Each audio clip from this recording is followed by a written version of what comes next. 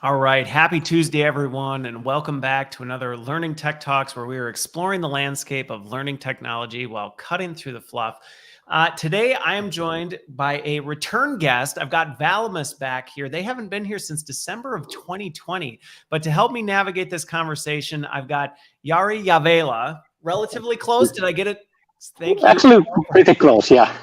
I don't have the accent, so I can't pull that off. And I've got Phil Purver, and we're going to be talking about kind of the whole concept of end-to-end solutions, but also what that looks like in practice, because it's not just about features and all of that stuff. And it's also about the partnership that comes along with that, which I think this is going to be a really helpful conversation for folks as you're thinking about this, because I don't know a single learning leader in my peer group who isn't being tasked with trying to figure all of this stuff out. So to get things started, though, for those of you who are joining live, feel free to comment in. Let us know where you are joining from. But let's start with you, Jari. Where are you right now in the world? You said it's 8:30 or something like that, right? Although now it's 9 p.m. Yeah, it's actually 6:30. 6:30, but it's really dark. It's really dark. So I'm in Finland, in the eastern part of Finland, quite in the middle, in like north and southwise of the country, and something like a bit over 100 kilometers to Russian border, so really east. And it's getting close to winter. This is the like darkest time in the year, but yeah. I was going to ask seasonality. Yeah. I was going to ask seasonality because it's getting dark there like it is here, but temperature wise, and I may have to do a conversion, but like, is winter starting? Do you have snow? Is it starting to get that cold yet or not quite? We had first snow actually like in the weekend. So, but it melted away, but we are getting snow quite shortly. So that's going to stay on the ground. So it's that time. Yeah. All right. Now, do winters get pretty brutal there? Does it get really cold? I mean, I have no idea what it's like. It depends on the perspective. So I'd say yes, depending where you are from. So it's like in Celsius, it might be minus 25 degrees Celsius in the middle part of Finland. So it's actually quite cold. Yeah. Okay. All right. So I grew up in Minnesota, which is close to the Canadian border, and we got pretty cold like that. So I can relate to that. So if you talk to somebody from Florida or something like that, they'll say that's a brutal winter. If you talk to somebody from Minnesota, they may say, sounds about average. Yeah. So Phil, how about you? Where are you? I'm actually on the 4th floor of the Hilton Hotel in Birmingham in England. So I've been here at a conference and exhibition for the last 2 days, but normally I'm based in France. Okay, so normally you're in France, you're in England right now, and is it starting to get wintry there? I don't know how winters compare. Yeah, as bad as Finland? No, I don't think anything's as bad as Finland, Jari. Just here, I mean, it's grey and dull, a bit windy. I've not actually been outside for 2 days. Back in France, we're down in the Alps, and there we had the first good dump of snow last weekend at above about 2,000 meters. So yeah, it's coming, but there we got the height as opposed to where Jari is. He's got the northerly latitudes.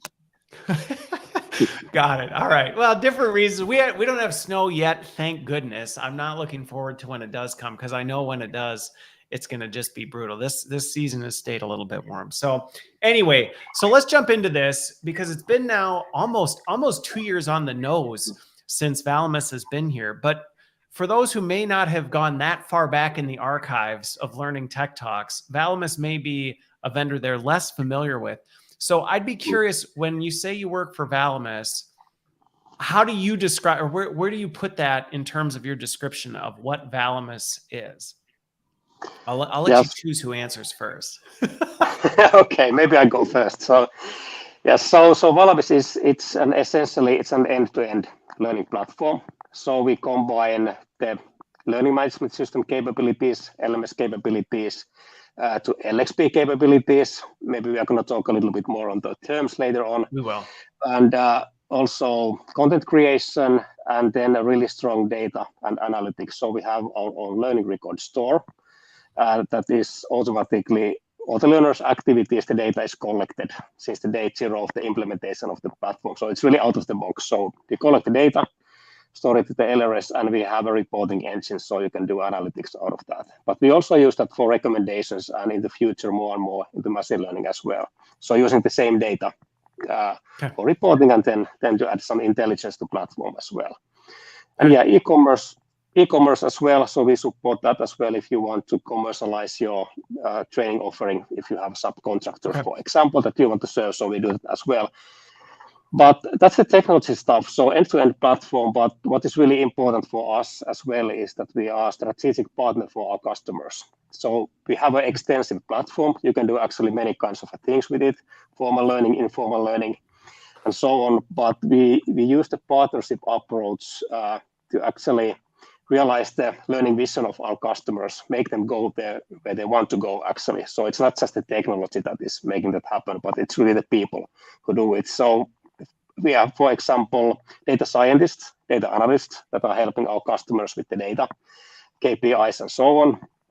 And also learning consultants when we talk about different approaches of learning, how to support different learning cultures in the organizations, and so on. So quite a multidisciplinary expertise. So partnerships are really important for us.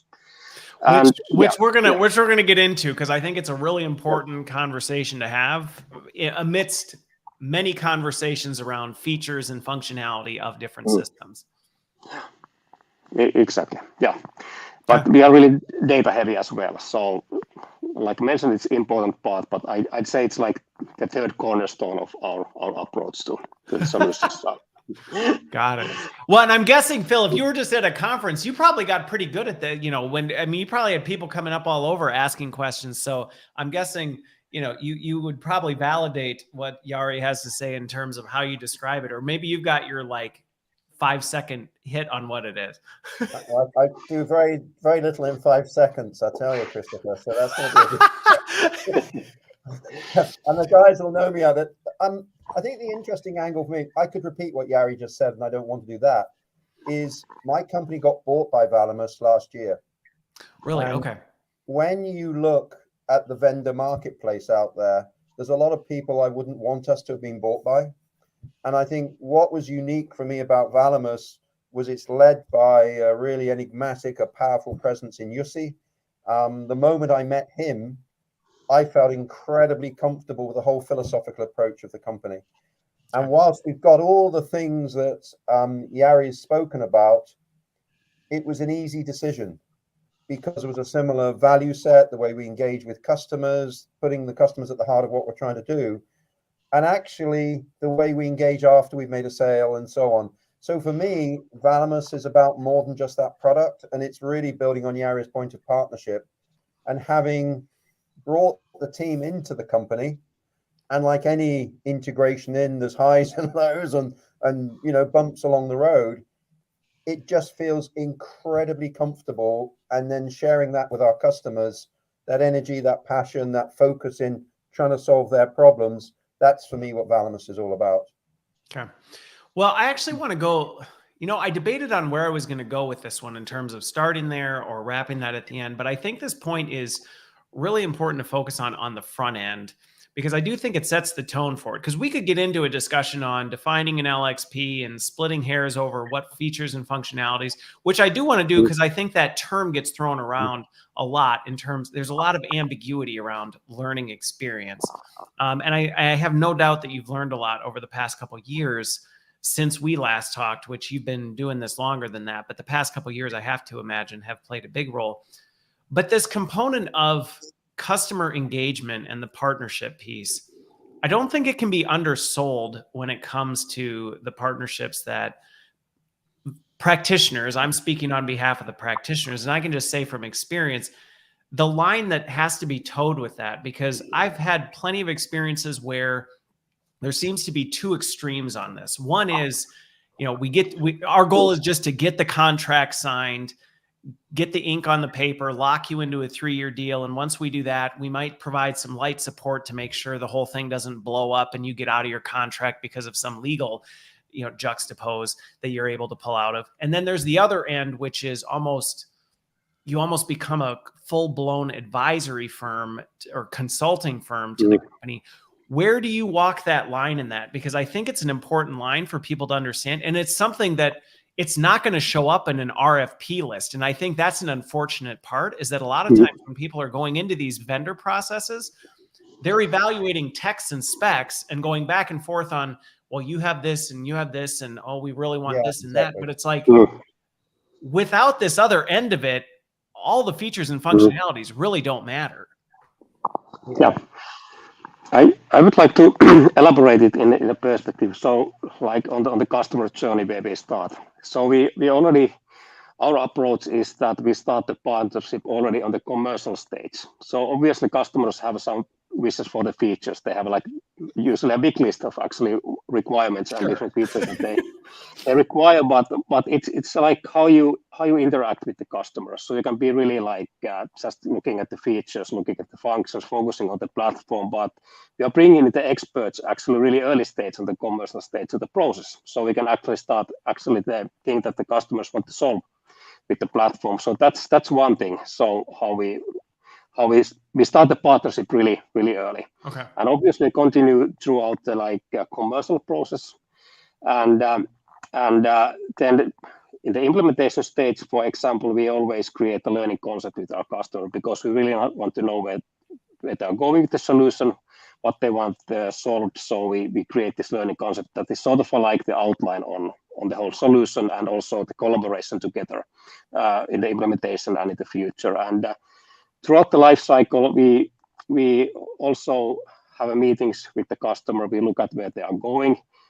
They are using the platform. They are collecting data, for example. We can look at, okay, what the data tells you, and then what to if some interventions, for example, is needed based on the data and so on. So sort of like being there throughout the life cycle. But our goal is not to replace the L&D or the experts. So we are in the supporting role there. So we are not going that super deep in that sense because, well, the customers that we serve, they are usually L&D, they have experience, but we want to really support them in the work and adjust our platform and the opportunities into their goals. So well, you can't replace the expertise that comes from the folks who are on the inside because they do understand what's going on in the organization and all of that kind of stuff. So I have to imagine there's this fine line, but I am curious, just how that, because I see this continuing to be, I've been through them myself and also helped a lot of folks through kind of this whole process of evaluating tech and doing this. And one of the things that I think is unfortunate about it is a lot of times the process is designed to actually limit the connection between the partner and the practitioner through this process, which I think is a huge disservice because it does end up just really focusing on, well, let's stack rank these different companies against each other, which in my opinion does not in any way, shape, or form tell the whole story in terms of as you're making a holistic decision on this. No, I would agree with that. And you asked the question about, are you just trying to get the licenses in and leave at one end of the bookshelf, or are you there as a learning consultancy? And we've got to be more towards the learning consultancy. But that in itself throws something up in the sense that there are so many stakeholders now. I've been in the industry many years. And there used to be a time where you could go into the L&D department, you would do a demonstration, they say, we'd love it. Could we buy a 1-year license? And I'm just going to talk to my boss and sign away so many $1,000, euros, pounds, whatever. Yeah. And there may be 3 or 4 people in the decision-making process. Now you've got 10. And you've got... That's if it's a well-organized one in a smaller company. Right? And you just go through these processes, and sometimes you lose the will to live because you kind of, it's the fatigue sale, where you actually work out the cost that everyone's put in on some of these massive tenders. And I think people lose sight of the fact that ultimately a vendor should be an extension of the L&D department in a way. Yeah. In that we're not there to replace, we're not there to do, but we're there as trusted advisors. So very much at the heart of everything is that former heads of L&D should be, if you like, the account people, not salespeople. And when you're driven by VC money and you're on the stock market and it's all about growth, get more and more licenses, in, I think there's a danger for everyone, including us always, to lose sight of the fact of what are we trying to do. We're trying to solve a problem. We're trying to add the business value.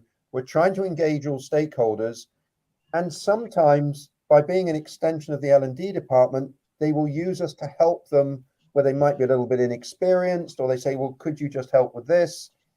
And that to me means you're not actually at that pure learning consultancy end where you don't have a platform perhaps, but you're just advising and there's a whole marketplace there. You're not at the other end where you're going, hey, just get the licenses in and we'll see you in a year's time. Oh, and by the way, if you want to use customer success, that costs you $1,000 or £800 or whatever it might be per day. It's really about ensuring value to all stakeholders, not just the L&D team. And that's really where the focus is for Valamis. And it's so important.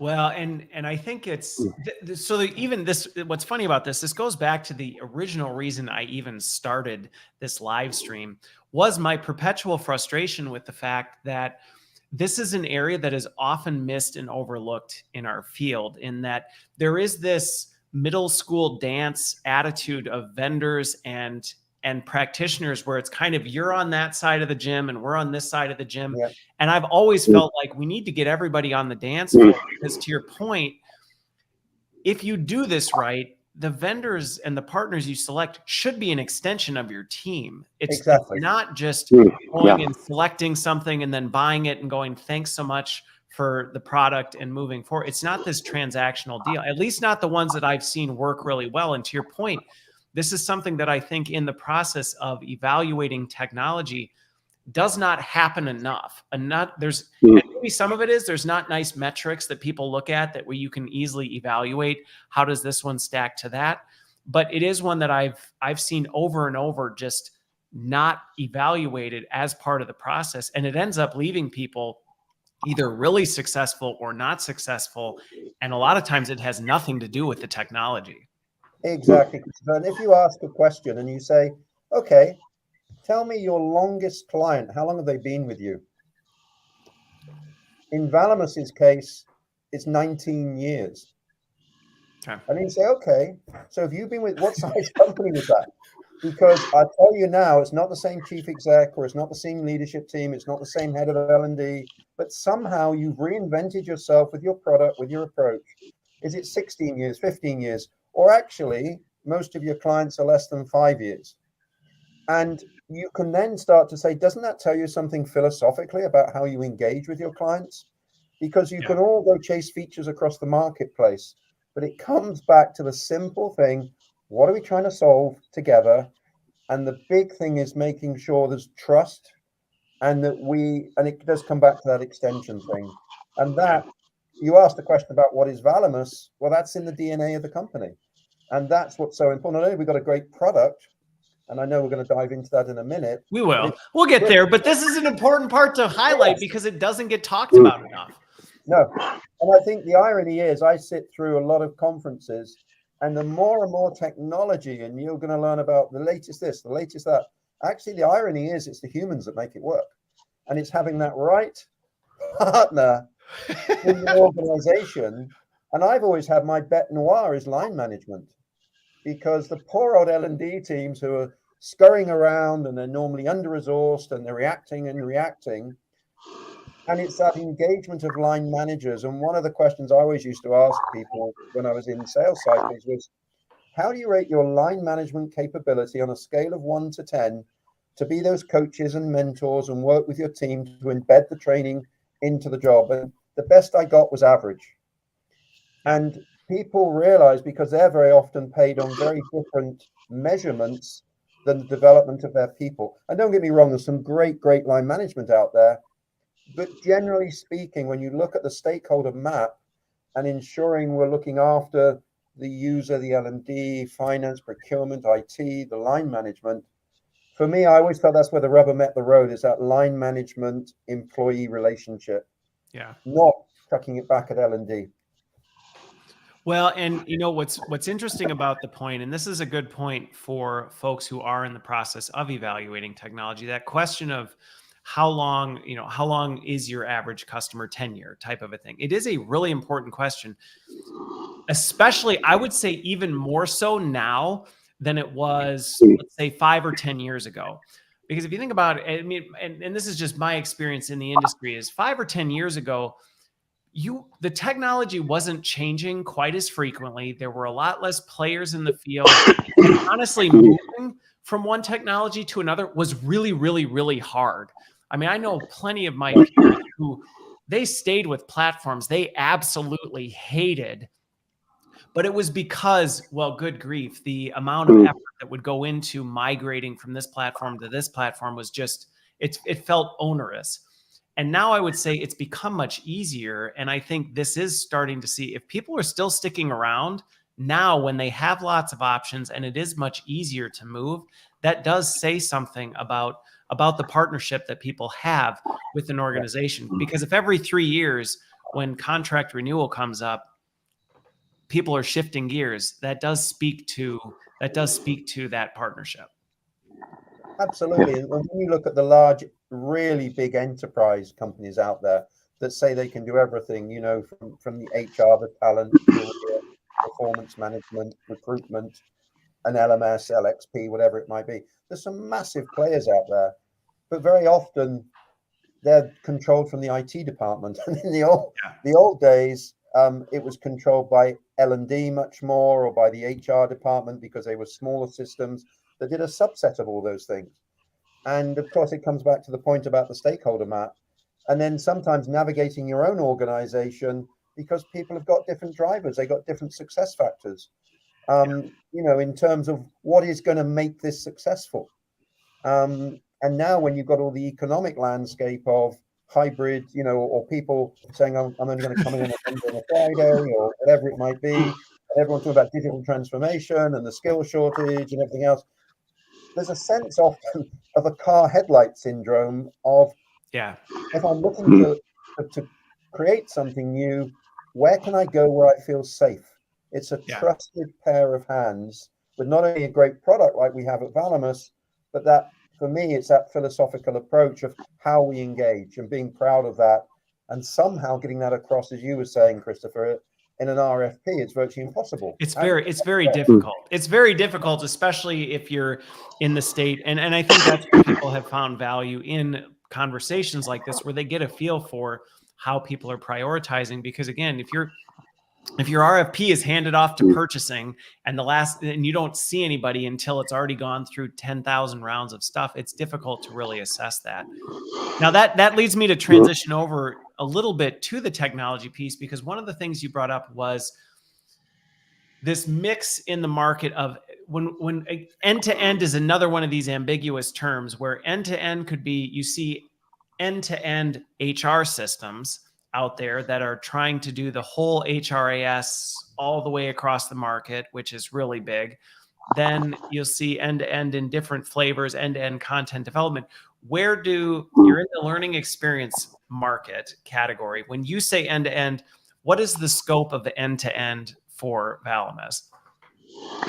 Yeah, so that is the thing that we have obviously thought a lot as we design our product, and we make the decision that we are going to focus on the learning experience. So everything related to learning. So there's sort of a like border we like to draw. So we're not going to evolve ourselves to HR solution, not to a talent marketplace, not to a skills cloud solution, or skills taxonomy provider. We integrate with those, yes, but our focus definitely is the learning end-to-end ecosystem, and focusing on the learning experience. So essentially everything that we do is sort of the goal is to provide the best possible learning experience for the customers.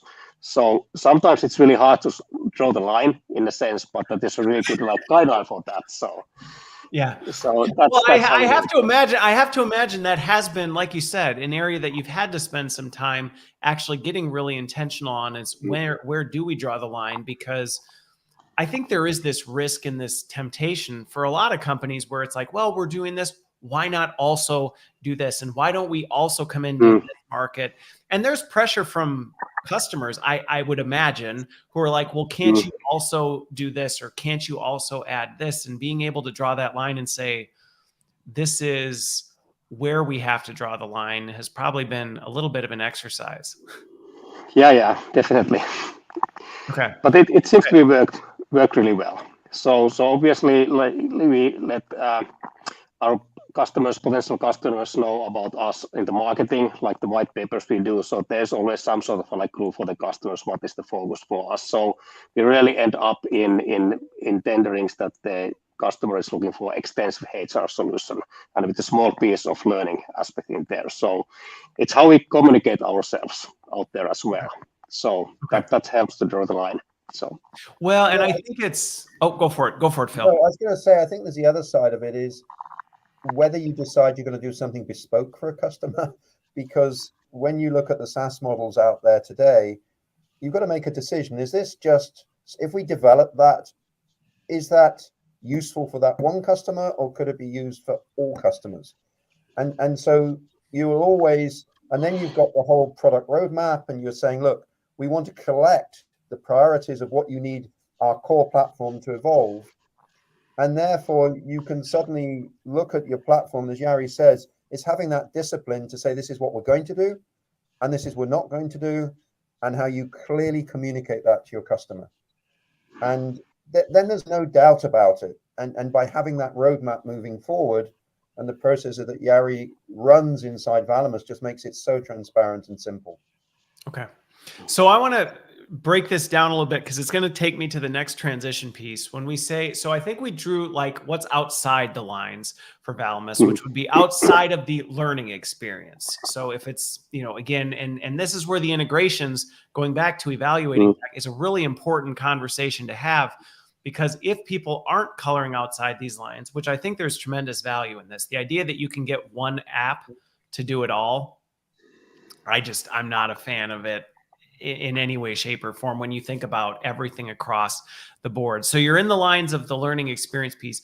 What are the major categories for you as you define that? So, you know, as for folks who may go, okay, end-to-end learning, I think you highlighted it at the beginning, but are there major chunks of that you would call out in terms of within your portfolio?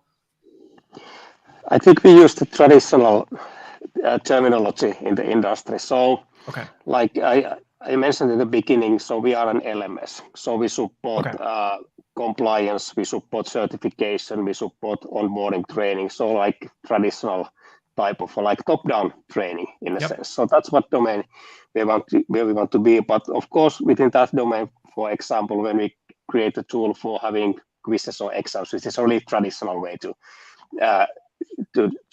deliver learning and measure learning in a way. So we have that tool, but we don't want to have like super million different like sub features and administration capabilities for that. But we want it to be like quite extensive to the most of the cases and so on. So it does the job well, but it's not super specialized.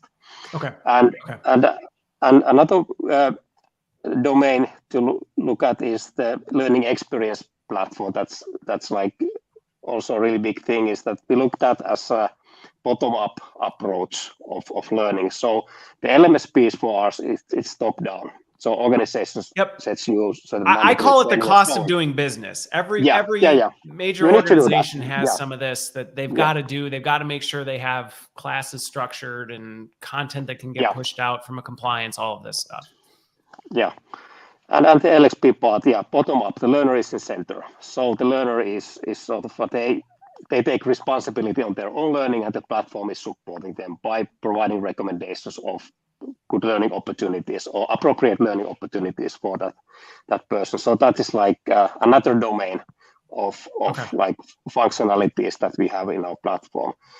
And when we look at content creation, so that adds this additional. The next piece on that is that there we had an approach that we want to have a content creation tool that is really easy to pick up and start using. But on the other hand, you can do some rich e-learning content with that. It's not that extensive like e-learning authoring software, but it does the job well. It has a lot of capabilities within, but it's still easy to pick up. So if you know how to use PowerPoint, for example, you can do that. And the rationale on that is that you can support different content strategies within the organizations. So if you have a big organization, you have a professional e-learning content creators. They can use authoring software like Articulate, Storyline, and so on, these kind of tools to create really like rich content. But then you might have subject matter experts that are not professional digital learning content creators, but they can pick up the tool and create content and share it with other people in the organization. So that's sort of like how we look at the content creation and what is the philosophy on that piece. Okay. Well, I appreciate, I'll let you keep going with it, but I appreciate the clarification on that, because I think sometimes when you hear content authoring capabilities built in, it does sometimes bring up questions with folks of, well, what kind of capabilities, and is this replacing all of the authoring tools and all this other stuff, which I think that's where I'm going to get going next. But I think helping that distinction of opening up the capability to say, you may have folks in the organization that need to create content, and they're not going to have licenses or even the skills or capabilities to author some of this more complex, rich content. Yeah, but for Valamis, we really believe in this approach. So anyone actually in the organization can pick up the tool and share knowledge with each other. So we don't add any license price. It's all included in Valamis, the price that you are paying in the organization. So we don't calculate. You have 10 content creators, but it's available for all. That's really important part. So we want to encourage people sharing their knowledge with our platform by using the tool that we have. And really important when I talk a little bit about the analytics capabilities and the data collection. So everything in Valamis is XAPI compliant. So all the actions that the learner do in the platform, we collect the data by using XAPI. So it's really standard. So it's not any proprietary technology that we are using or how we store the knowledge, but it's really standard. And data sort of it runs through the platform, the whole philosophy. So when you interact with learning content, either by create with our own content creation tool, the studio, or external content, if you, for example, like something that your colleague did, like do a social activity, we collect that as an XAPI statement. And it's all out of the box. So no additional installations are needed for the analytics and data collection to work. So when you start running Valamis, you will get data from the day 0 of the implementation, just when you start to do. So we wanted to make that really easy, so you don't miss out any data. So like data-wise, that's the domain. XAPI, it's really standard, and it runs through the platform, so everything is automatically collected. Okay.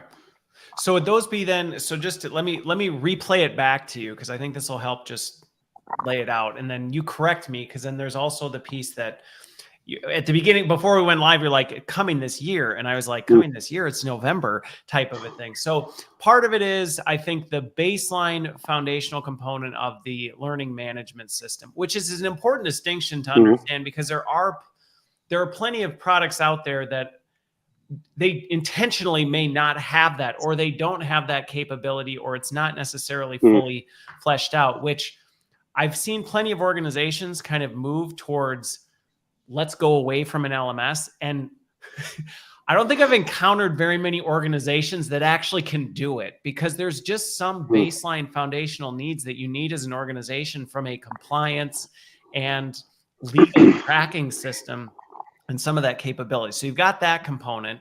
You've got the broader learning experience kind of front door kind of recommendation, kind of how people engage and partner with learning and get that whole experience piece that's a layer on top of it. You've incorporated the authoring, not necessarily to eliminate the need for authoring tools in an organization or to cannibalize all of that, but to open additional opportunity for people to say, listen, you may have your dedicated L&D teams that focus on rich content authoring, but you've also got this other audience, and I can, just from my experience, I know exactly who you're talking about, where you've got this SME or somebody in the org who has the capability or might be looking to create things to support an audience. They might not even be a SME. They may be a dedicated support resource, and they're randomly creating things in different ways, and it's kind of a mess. So you're opening that capability, and then also really going into the analytics, which I'm going to tell me if I captured those kind of end-to-end, the 4 big rocks correctly.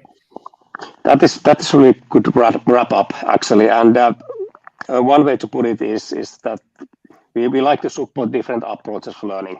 So formal learning, informal learning, and social learning, and so on. And we want that to be accessible from the same end-to-end platform in a user-friendly manner. So depending on your learning culture, your approach, or which type your organization actually is, what is the business that you are working with in, is that the platform is supporting different approaches, so you can adjust like how you use the, well, the platform adjusts actually to your learning culture. That's maybe the thing that I want to say here in outline. Okay, got it. Okay, so then that leads me to this transition piece, which is I want to dig into the analytics piece a little bit, because this is one of the things that I think gets missed sometimes when people have these really complicated, and that's where I'm going to go after this, is kind of like, how does that work in a super complicated organization? But one of the things is a lot of organizations have all this disparity, and they don't recognize that pulling things together under one umbrella helps the analytics piece significantly, which I'm curious if you can dig into the analytics piece a little bit more, because there's plenty of instances where I hear people talk about the analytics capability of their tech. And I don't know that I would really say what they're doing is analytics. I would say it's reporting, maybe some dashboarding, but I don't know that I would go as far as saying it's actually truly doing analytics work. And we talked a little bit before we went live when you said how you're going into the analytics piece and how you're using this X API to do that. If you can, that would be helpful. I'd say like one way to put it is that as we collect a lot of data from all of the interactions, so you have the data there, and then you have some KPIs or certain kind of things that you want to measure from the data you collect. For example, transformation of your learning culture from more compliance driven to like more personalized learning and these sort of things. So like the differentiation between reporting and analytics is in a sense that how you use the data actually. So you have a certain kind of like goal, what do you want to perceive. But we use dashboards a lot. We use reports as well a lot. But the important thing is that we also talk with our customers that, okay, what they want to measure, for example, where they want to go, what is important in their business.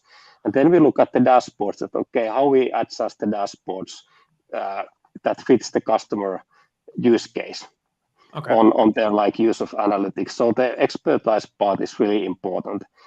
And in many cases, we also help the customer to understand the data, because even though we have been talking about the data and analytics a long time, the maturity level is not that high actually. So people need help a lot. So it's completely new skill that you need to master in L&D, for example. So that's where we help. So the analytics for us is sort of like formed on the business goals, how the customer wants to actually use the data, or we see that how they could be using the data for the benefits of their business. And we use reports, we use dashboards, but we also use the expert insights when we look at that. And one of the things that we do, and we would like to do more, is to add external business data to the learning data. So giving you more perspective on, for example, the learning impact. Okay, what happened in the business data after a training program, or after you created, for example, some social collaboration group, for example? Is there any like is there any sort of correlation between what correlation, happened for example? Exactly. So looking at the external business data and how you can merge these two data sources together, measure impact, see what is happening, and understand the phenomena a bit better. So that's also an important component that we do with our customers. So adding to the mix.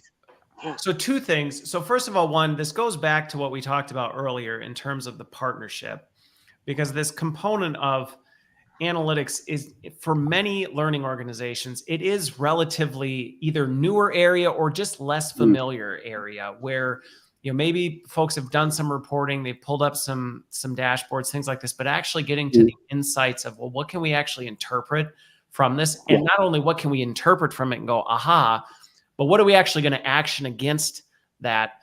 You also talked about some of the expert insights, and we geeked out a little bit before we went live about some of the work you're doing with machine learning and AI to be able to do this. Is this an area that you're seeing going further with that? Because I think there's huge opportunity here for automation in some of this stuff, that machines can be really good at finding patterns and correlating data and identifying some of these trends. Granted, you need to validate it, but anything you'd add on that? Yes, definitely. So we use the same data as we use for reporting and these dashboards. We use the same data for recommendations, for example, in our platform.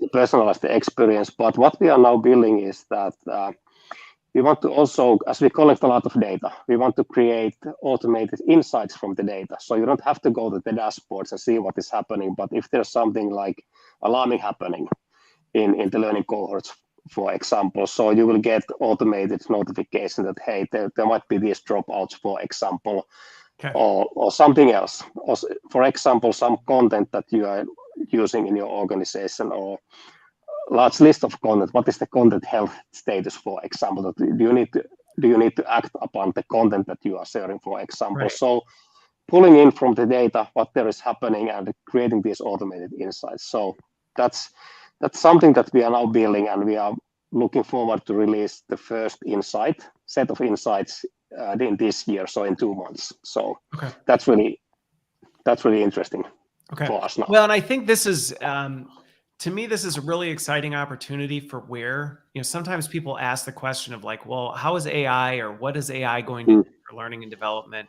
And I think there's a ton of applications, but one of them to me is this, where there's a lot, we're capturing now more than ever, a lot of data on not only what are people consuming, but how are they consuming it, and what are they doing as a result of that. And again, I can see where pulling this business intelligence in would also be extremely valuable, because you can then use the tech to start to scour through more data than any human could. I think that's the real benefits of the tech is a person can only look at so much data in a set period of time. A machine is not limited to that in terms of its ability to quickly just gather, capture, and then give some actionable insights on that.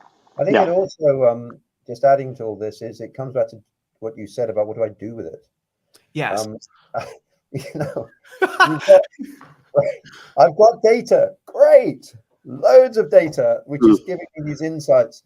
But for example, I think there's an interesting thing which is exciting for L&D, in that they're becoming business consultants, or consultants in using the data, not necessarily to give you the answer, but to say there's a division of the company where this data is indicating something, could be positive, could be negative, and saying, hey, what's going on here? We've got a lot of low engagement in this area of the business. Employee engagement surveys are saying this, high staff turnover. And I'm using it as an example of them being a consultant and saying, hey, I've got this data. What maybe is going on here? It could be a line management issue. It could be something going on within that particular team. And you can make a change. You can make a difference. You can add value. And so for me, I think it's always a case of, so what do you do with it? And how do you add value to different stakeholders? Not, hey, I've got even more data and it's come really quicker. And I've got a lot more faster, quicker data. And I think important. Bringing this up, this is just a really good reflection point, I think, for anybody in our field to really think on as you're planning your digital strategy and what you're doing with this. Because I'll be the first to admit, I've been guilty of this myself over the years, where you put all this time into creating these really fancy PowerPoints that have really cool graphs and numbers and things like this. And you go, look at that. Look at all this stuff, all this information that we have. We have all this stuff, and we don't necessarily then go, but what are we going to do about it? What is this actually? What are we going to do as a result of this? Are we going to change our content strategy? Are we going to focus more in these key skill areas? Are we going to lean into this approach in terms of design because we're seeing that people are engaging more with this kind of content or this medium of content? If we don't have all that, a lot of times it's collecting data for what purpose? And I think that's one of the things where a lot of times I feel people don't know what to do with the data. And I think that's where what AI can do to help us say, hey, we're gathering this from lots of different organizations. We can start to help you see trends and actions that you might not pick up on. Okay.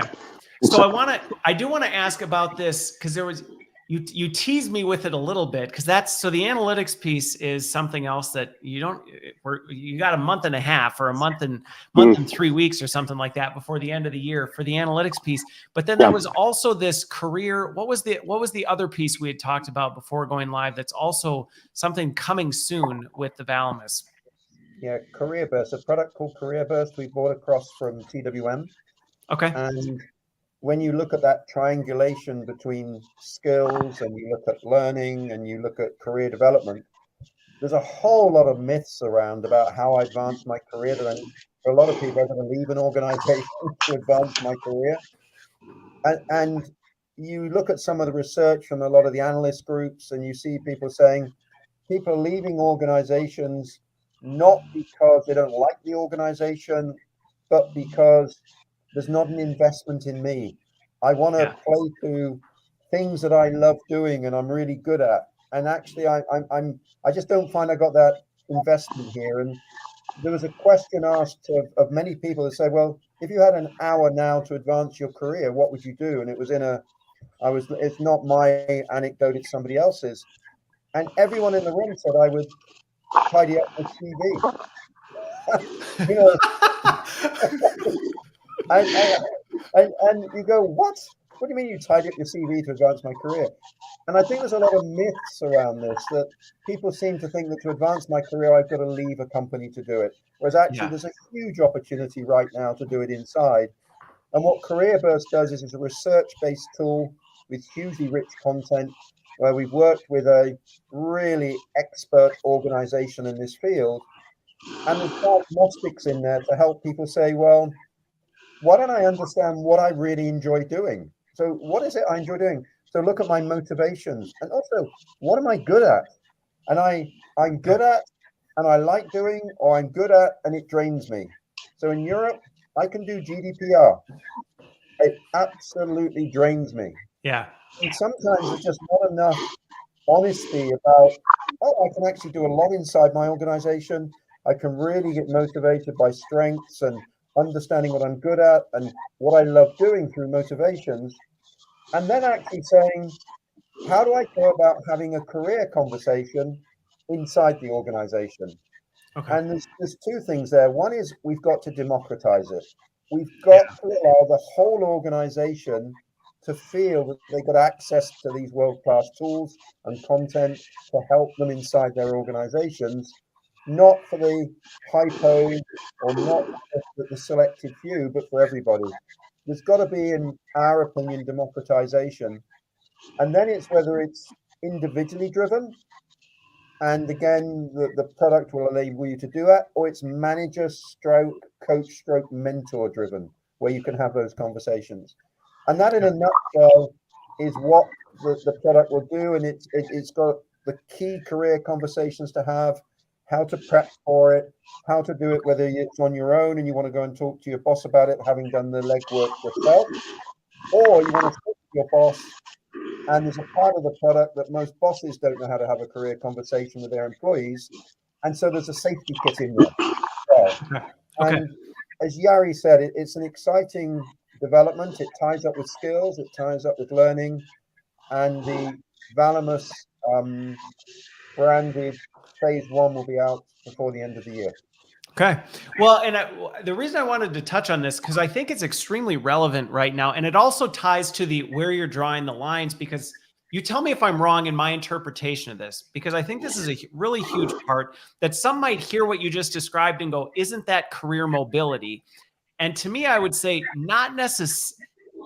Yes, but no. And I think this is where you're staying true to your lane of we're staying within the learning experience. There is the tactical mobility platform, which is more of an HRIS of like we're creating job profiles and doing all this skill stuff and moving people around and doing an internal marketplace. There's that. But what I've seen in a lot of organizations who have jumped on this mobility play is they've jumped to that without doing what you just described, which is, have you actually helped prepare your workforce how to even think about career development within the company? Because if you just throw a mobility platform at them and go look for other jobs, they don't even really necessarily have the requisite knowledge and skill to go, I don't really know what to do with this. this. I don't know how to do this very well, and how to actually develop in identifying what I want to do next and what that looks like and what skills might I need to grow to be able to do that. Exactly. And this is where you're staying true to the learning versus jumping outside the lane. I think that's the very simple way I describe it is differentiate between what you just described as a mobility is what is my next role, or what are the options for my next role. What we're talking about is once I know what my next role is, how do I do it? How do I learn how to navigate our organization? How do I learn to actually look at myself and say, I'm going to just be honest about what I really love doing and what I don't love doing. So when I am looking at that next role, I'm going to be very upfront and say, these are the things I love doing. And very often jobs have not been invented yet. We all read that research. And so to have this ability to diagnose either for yourself or with your manager and actually look at that in that way, and then you've got access to great content and it ties back into skill development, it ties back into the core Valamis platform. I agree with you. It's a very, very neat, tight coming together in a triangulation of skills platform and how do I nurture my career. Well, and I just wanted to clarify that because I think this again is one of these really vague, ambiguous areas that a lot of people are talking about it, but what they mean with it is very different. Some are very transactional in terms of, we're presenting different jobs to people and we're helping them move and do internal skill, different job roles and all this other tactical stuff, which again needs to happen. You need this in an organization.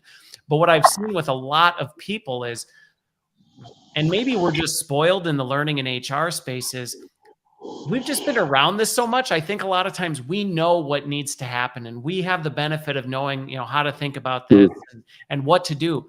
The average employee does not. And this is a really hard thing for them to know.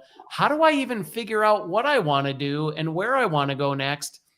Yeah, you're throwing more, job opportunities at me, but I don't even know if that's something that I want to do or if I'm qualified to do or if I'd actually even enjoy it if I got there. To your point, Phil, part of the reason I didn't end up pursuing coding, even though I was really, really good at it, I hated it. I'm like, this drains me. I could spend my whole career doing this, but I would be absolutely miserable if I just sat behind a desk coding all day long. So when you look at the fact you democratize that, and every employee and organization has these tools, which have been used around the world thousands and thousands of times, is now digitized in the Valamis platform, it's huge. And then you go back to the data, and actually if you're making it anonymous, saying, look at this organization, look at what people are motivated by. Yeah. And you then turn around and I sat through a conference recently where they were talking about the number one priority is learning culture. Well, every organization's got a learning culture. It might be terrible, but they've got one.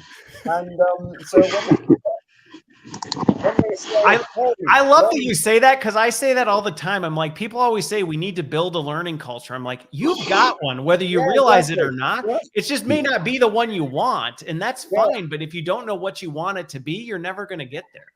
Exactly. So everyone's got it. And I think the other thing, coming back to your point around things like career mobility, is I think, and I think it's a guilt of vendors or analysts. They like to come up with a new buzz phrase. And therefore, everyone says, I'm one of these players. I'm a career mobility player. So, and then people say, well, what does that really mean? And I do think, adaptive learning's now big. People keep talking about adaptive learning in the flow of work. And you do, in my heart, come back and say, this is really interesting stuff, but what are you actually trying to achieve? What is the problem we're trying to solve, and where do we add the value? And I think even with LXP, I listened recently to somebody saying that's the end of LXP. There'll be something new that comes out. And so I feel that all of us on the supplier side, the customer side, there's a lot of confusion. There's a lot of people coming up with new buzzwords, new things. And that's why, for me, and you asked about what Valamis is all about, is that safe pair of hands that you can feel comfortable. We'll navigate this together. And it's stormy out there. And that's where Jari was talking about the partnership approach. And again, so I'm trying to wrap it up a little bit in there, but no, but it makes sense because it is shifting a lot. And I think to this point, and that's why I wanted to take some time digging into some of these things and helping that, because the categories can be helpful to some degree to at least help people understand, like, okay, where are you playing? Okay, I get it. But to some degree, then when the tides shift, everybody thinks the whole world's changed. It's like, it hasn't. We're still doing the same thing, folks. We're just doing it a little bit differently than we were before. And so my last question, go for it, Phil. No, I was just going to say very quickly, Christopher, you know, when you look at learning, you've got reasons to do learning for business reasons. You know, all the compliance, health and safety, money laundering, GDPR, whatever it might be, or on a leadership program. But then it's all about, for my own personal development, I'm using these systems because I'm motivated to do so, because I can better myself, or I'm interested in this, and the organization provides that opportunity for me. And I think when you start segregating out, I'm using the system because I really want to, and I'm motivated to do it to better myself. And although I'm not a manager and a leader now, I'm accessing stuff because that's something I aspire to. That's really inspirational. And when you get the data about that stuff versus, I've got to do this course on money laundering, you know, right? Which you have to do, because otherwise you're going to get sued and the company's going to get shut down. And I get it. Okay. So my last question, because I knew we would run out of time on this, but you know, it's been 2 years since our last conversation. Just kind of closing responses from you. I'd be really curious. Have there been any observations that you've had from your side that you've seen kind of in the industry as the way maybe organizations are shifting, or things that may have matured more than you thought or less than you thought? Or have there been any big lessons that have come out of the last 2 years with really the pandemic accelerating what I would say was already in the making, but it accelerated a lot of things? I would say, like, in our perspective, so when the pandemic started, so the first month, the L&D was just like, well, maybe running around, what is happening? We need to transform our learning in our organization, and other departments as well in the companies were like, okay, what's going to happen? But I think like the pandemic started 2020 in the beginning of that. In September, people were getting a lot of like learning platforms. So we saw that there's like huge increase in the platforms like Valamis. And also one of the things we noticed that the part of, we provide the learning management system part, we provide the LXP part, but now these organizations, they were getting both. So we need to have the traditional stuff, but now as there has been some transformation happening because of the pandemic, we want our people also to develop themselves, like take the responsibility on their own learning, and sort of like being really independent on their learning activity. So that's sort of like change that we noticed, that okay, people sort of like more clearly wanted to have the both worlds, like the LMS traditional stuff and the LXP part. So, and the demand increased, I have to say, as well, when the first like shock were dissolved. So we had a lot of discussions. Okay. We're more, so I guess if I would articulate that back, there was, and I can see this, I think there was more of a compartmentalization of things earlier, 2-3 years ago. And now there's this desire to say, we don't necessarily want to pick one or the other. We really need to be able to kind of do it all. The expectation has been rising. Is that fair?